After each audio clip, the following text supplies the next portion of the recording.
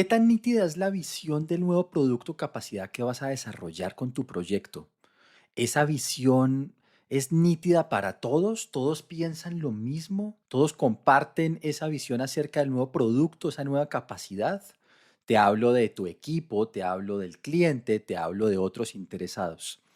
Cuando esa visión es diferente o no es suficientemente clara, cada cosa que haces no sientes que es avance, sino que sientes que te genera más incertidumbre. Eso afecta poderosamente el proyecto. Te hablo de la definición de alcance del proyecto. Vamos a explorar qué pasa en entornos predictivos y también en entornos ágiles. Así que comencemos.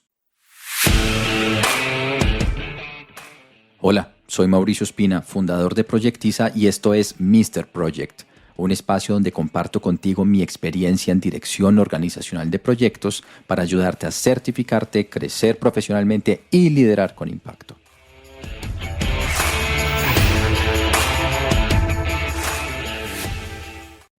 La definición de alcance, este proceso, se da cuando ya se ha dado el levantamiento de requerimientos. En el episodio anterior te decía, el levantamiento de requerimientos es la definición de las necesidades en términos del cliente.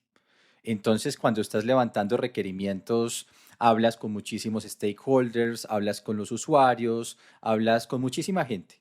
Y ahí básicamente lo que hacemos es entender cuáles son las expectativas de estas personas en sus términos.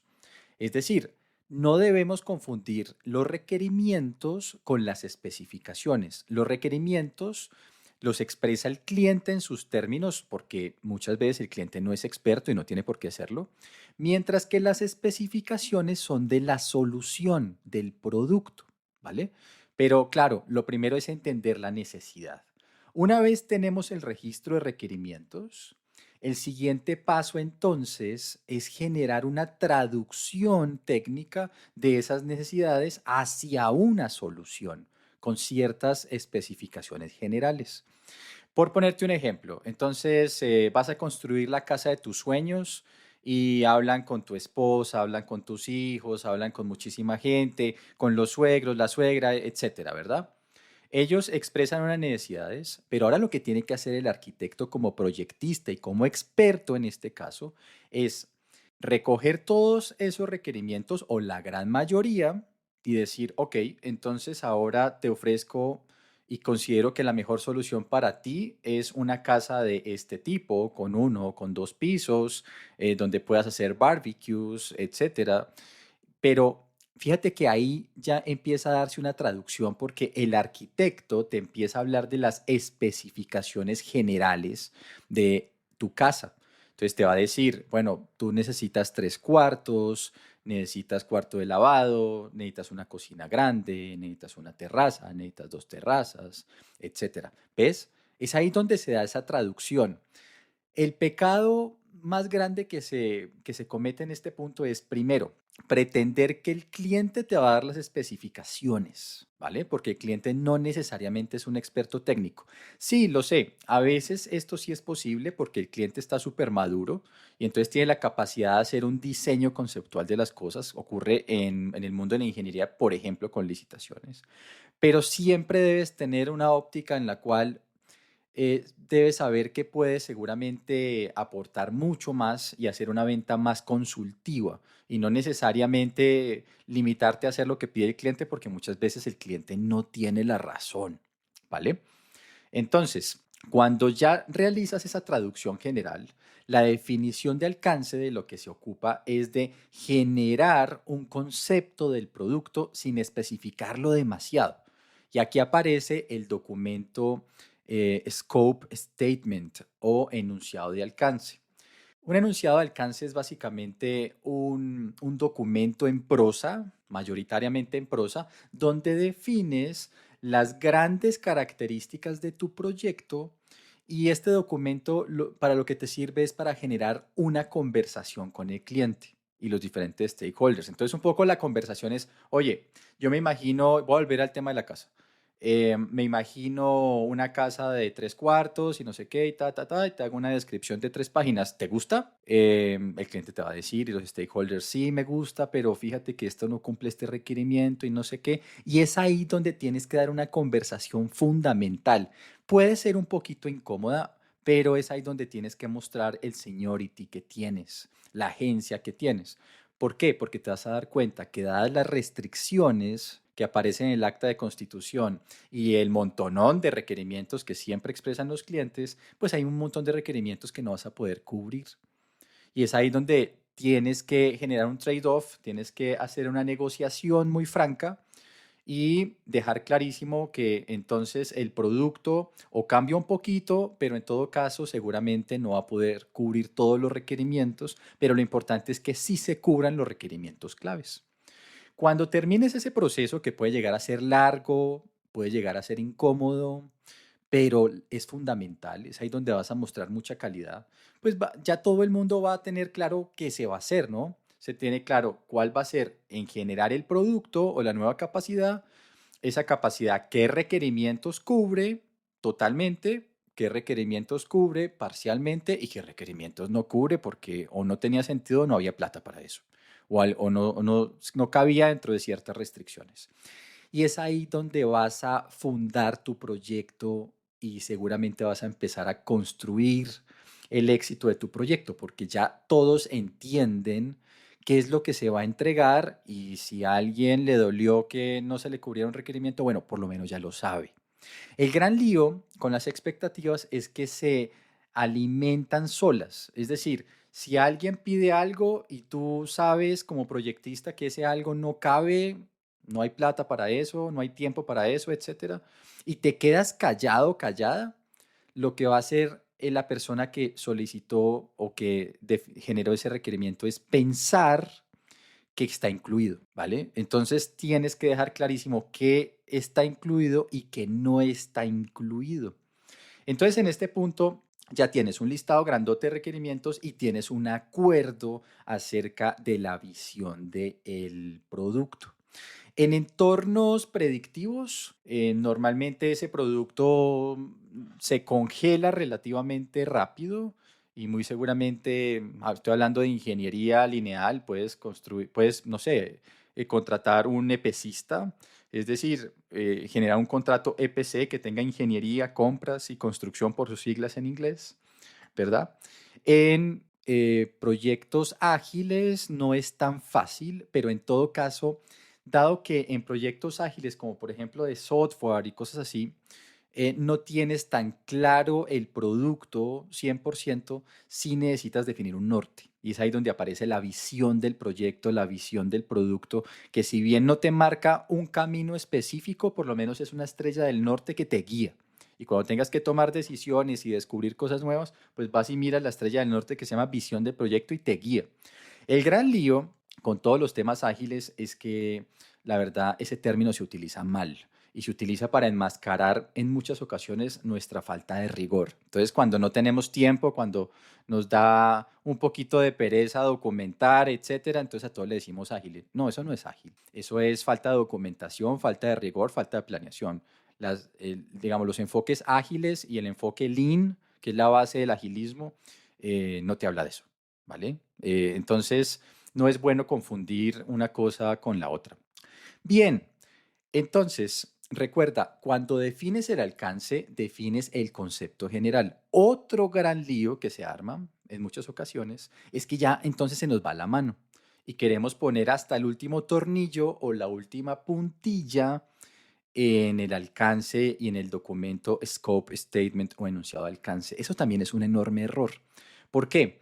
Porque este proceso está diseñado para que tú generes un diálogo con el cliente y los interesados. Ellos no siempre son expertos y aunque lo fueran, el detalle es tóxico, porque entonces terminas hablando de cosas muy chiquitas y se vuelve muy compleja la negociación en este punto. Entonces, aquí lo importante es mantener la globalidad del producto y generar esos grandes acuerdos.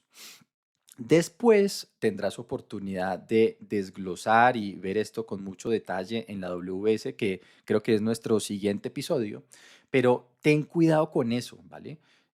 ten presente que lo que tienes que hacer es generar un acuerdo con el cliente acerca de las globalidades, lo que incluye y lo que no incluye, pero mantener la conversación a ese nivel, a este nivel, ¿vale? El documento Scope Statement después te va a servir muchísimo para validar el alcance con el cliente, ¿vale? Pero no le metas demasiado detalle al tema porque entonces vas a estar ahí un poquito enredando la conversación. Tres conexiones claves de este proceso con otros procesos. El primero, recolectar requisitos. Importantísimo. Notarás que te he hablado de eso y esa es la base. Primero, entiendes la necesidad y después generas la solución con definición de alcance.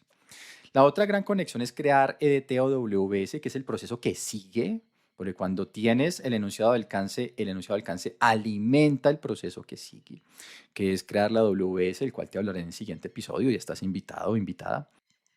Y el siguiente también es validar el alcance. Validar el alcance, te diré en algún punto cuando lleguemos a ese episodio, que se hace con el cliente. Y recuerda que con el cliente se hablan globalidades, no hasta el último detalle del tornillo y la puntilla. Y si eso es así, entonces el documento clave es el enunciado de alcance y otros documentos un poco más generales. Es el truco con los clientes. Ser muy claro, ser muy transparente, pero no meterlos en demasiados detalles para no armar conversaciones que no aportan mucho, pero sí enredan bastante. Ahora, hablemos entonces estructuralmente de lo que menciona el PMBOK 6. Mira, las entradas típicas de este proyecto es el acta de constitución. El acta de constitución es la entrada de muchísimos procesos de planeación, yo diría que casi todos, pues porque ahí defines en gran medida el objetivo, las restricciones, etcétera. Entonces te sirve muchísimo, te guía un montón. El plan para la dirección de proyecto, por supuesto, con todos los documentos que contengan, claro que sí, y otros documentos de proyecto. Si hablamos de supuestos, obviamente te voy a hablar del registro de supuestos. Recuerda que ese es un documento que cada vez es más importante.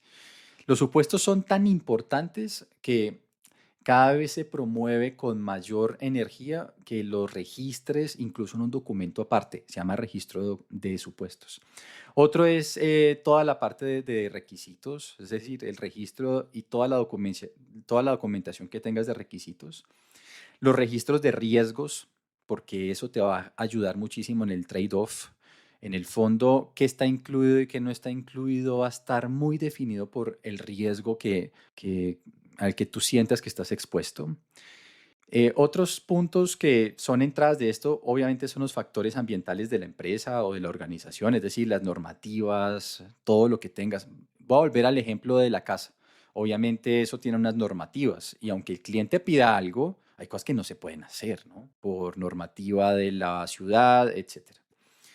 Y también, hablando de los activos de los procesos de la organización, pues todo lo que sean plantillas, formatos, artefactos metodológicos y lecciones aprendidas.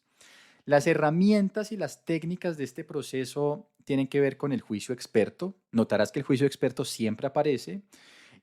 Todo lo que sea análisis de datos, incluso análisis de producto. Aquí aparece muchísimo, cada vez con más fuerza, todo este tema de simulación avanzada y de gemelos digitales. Eso, en el momento en el que estoy grabando este episodio, se ve, pero se ve poco. En algunos episodios les he dicho, eso todavía es caro, pero yo creo que en algún punto y muy rápidamente eso cada vez va a ser más económico. Con el avance de la inteligencia artificial y la analítica avanzada predictiva, yo creo que cada vez vamos a poder armar simulaciones de cosas muy rápido. Para mí es un poco como la impresión 3D. En algún punto de mi vida yo estudié diseño industrial y recuerdo que hacer un modelo 3D costaba un montón de plata porque era una artesanía. Entonces tenías que pagarle a alguien y tú mismo tenías que lijar por días. Ahora pues hay impresión 3D, así que ahí es mucho más económico, queda mucho mejor. Yo creo que eso de alguna forma va a pasar. Hoy en día hay modelos de simulación, pero son caros, costosos, requieren mucho expertos. Yo creo que rápidamente vamos a tener una IA que nos ayude a simular una turbina y que la haga en 30 minutos. Muy probablemente eso va a pasar y eso va a ayudar muchísimo a tomar decisiones de alcance y de producto. Las habilidades interpersonales acá son importantes porque tienes que hacer ese trade-off. Es más, tienes que decir que no, pero tienes que decir que no de una forma correcta. de una forma correcta. Decir no no es malo. Decir no de forma inadecuada sí es malo porque destruye mucho valor. Entonces hay que tener mucho cuidado con eso. No se trata de que estés obligado a siempre a decir que sí. Sí puedes decir que no haces ciertas cosas, pero tienes que tener mucho cuidado y eso requiere de muchas habilidades interpersonales. Entonces, esas son las herramientas y las técnicas de este proceso. ¿Y qué sale? Pues el enunciado de alcance del proyecto, el documento Scope Statement, que ya te he mencionado de qué se trata, es ese punto medio, ¿verdad? Que empieza a hablar ya de la solución, pero en general y no todavía en detalle, no caigas en ese error. Y las actualizaciones a los documentos del proyecto que se requieran, ¿vale? Entonces, resumiendo, ¿de qué se trata la definición de alcance? Se trata de definir la visión y el producto de forma global. Aristóteles llamaría esto el telos, es decir, la causa final. O Sun Tzu resumiría definir el alcance, si le hubiéramos puesto esa tarea, seguramente en una frase que es, la victoria es ver el camino antes de dar el paso, ¿vale? Es entender para dónde vamos, finalmente qué vamos a entregar. Eso seguramente les suena súper obvio, habladito, charladito, pero hagan memoria. Y fíjense que cuando en muchas ocasiones uno entra a un proyecto, no, el alcance no está claro o por lo menos la gran visión de lo que deberíamos lograr. Y eso se vuelve una pesadilla, ¿vale? Porque tenemos la sensación de que nos empezamos a perseguir la cola, de que trabajamos, trabajamos, trabajamos y no avanzamos. Es más, cada vez estamos más atrás y eso es por falta de claridad.